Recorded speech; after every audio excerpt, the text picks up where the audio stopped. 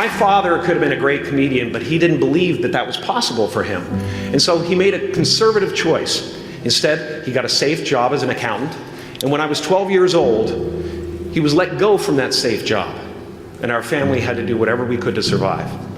I learned many great lessons from my father, not the least of which was that you can fail at what you don't want. So you might as well take a chance on doing what you love. It's not the only thing he taught me, though.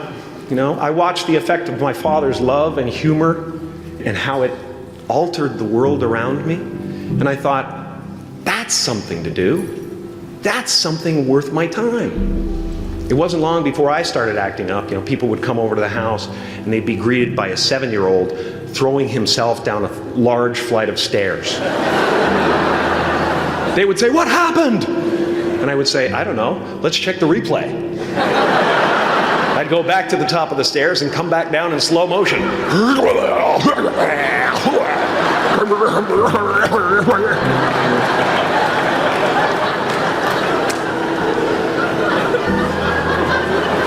It was a very strange household.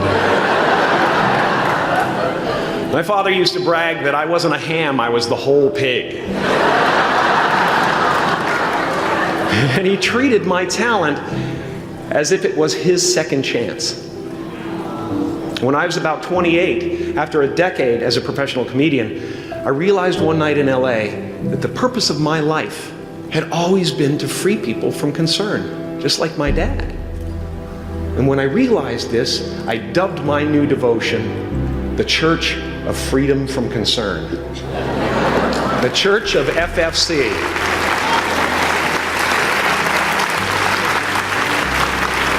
And I dedicated myself to that ministry. What's yours? How will you serve the world? What do they need that your talent can provide? That's all you have to figure out. As someone who's done what you're about to go and do, I can tell you from experience, the effect you have on others is the most valuable currency there is. Because everything you gain in life will rot and fall apart, and all that will be left of you is what was in your heart. My choosing to free people from concern got me to the top of a mountain. Look where I am. Look what I get to do. Everywhere I go. I'm going to get emotional because when I tap into this, it really is extraordinary to me. I did something that made people present their best selves to me wherever I go. I've often said that I wished people could realize all their dreams and wealth and fame, and so that they could see that it's not where you're going to find your sense of completion. Like many of you, I was concerned about going out into the world and doing something bigger than myself, until someone smarter than myself made me realize that there is nothing bigger than myself. Because life doesn't happen to you, it happens for you. How do I know this? I don't, but I'm making sound, and that's the important thing. That's what I'm here to do. Sometimes I think that's the only thing that's important, really, you know? It's just letting each other know we're here. Reminding each other that we're part of a larger self. Your job is not to figure out how it's going to happen for you, but to open the door in your head. And when the door opens in real life, just walk through it. And don't worry if you miss your cue, because there's always doors opening. They keep opening. And when I say life doesn't happen to you, it happens for you, I really don't know if that's true. I'm just making a conscious choice to perceive challenges as something beneficial so that I can deal with them in the most productive way. You'll come up with your own style. That's part of the fun. Oh, and why not take a chance on faith as well? Not religion, but faith. Not hope, but faith. I don't believe in hope. Hope is a beggar. Hope walks through the fire and faith leaps over it.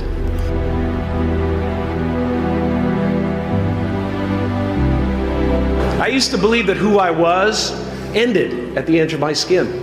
That I had been given this little vehicle called a body from which to experience creation. And though I couldn't have asked for a sportier model. It was, after all, a loaner and would have to be returned. Then I learned that everything outside the vehicle was part of me too. And now I drive a convertible.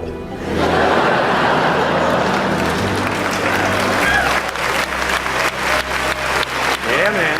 Top down, wind in my hair. Woo! I am elated and truly excited to be present and fully connected to you at this important moment in your journey. I hope you're ready to open the roof and take it all in. You are the vanguard of knowledge and consciousness, a new wave in a vast ocean of possibilities. On the other side of that door, there's a world starving for new ideas, new leadership. I've been out there for 30 years. She's a wildcat. Oh, she'll rub up against your leg and purr until you pick her up and start petting her, and then out of nowhere, she'll swat you in the face. It can be rough out there, but that's okay, because there's soft serve ice cream with sprinkles. I guess that's what I'm really trying to say here today. Sometimes it's okay to eat your feelings. Now, fear is going to be a player in your life, but you get to decide how much. You can spend your whole life imagining ghosts, worrying about the pathway to the future, but all there will ever be is what's happening here, and the decisions we make in this moment, which are based in either love or fear. So many of us choose our path out of fear disguised as practicality.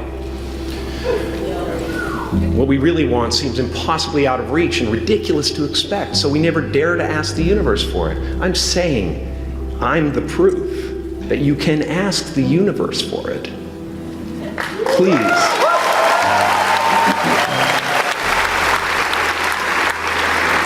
I am at the top of the mountain, and I was, and the only one I hadn't freed was myself, and that's when my search for identity deepened. I wondered who I'd be without my fame. Who would I be if I said things that people didn't want to hear? Or if I defied their expectations of me? And that peace that we're after lies somewhere beyond personality, beyond the perception of others, beyond invention and disguise, even beyond effort itself. You can join the game, fight the wars, play with form all you want, but to find real peace, you have to let the armor go. Your need for acceptance can make you invisible in this world. Don't let anything stand in the way of the light that shines through this form. Risk being seen in all of your glory. My soul is not contained within the limits of my body. My body is contained within the limitlessness of my soul. Now I'm always at the beginning. I have a reset button, and I ride that button constantly. Once that button is functioning in your life, there's no story that the mind could create that will be as compelling. The imagination is always manufacturing scenarios, both good and bad, and the ego tries to keep you trapped in the multiplex of the mind.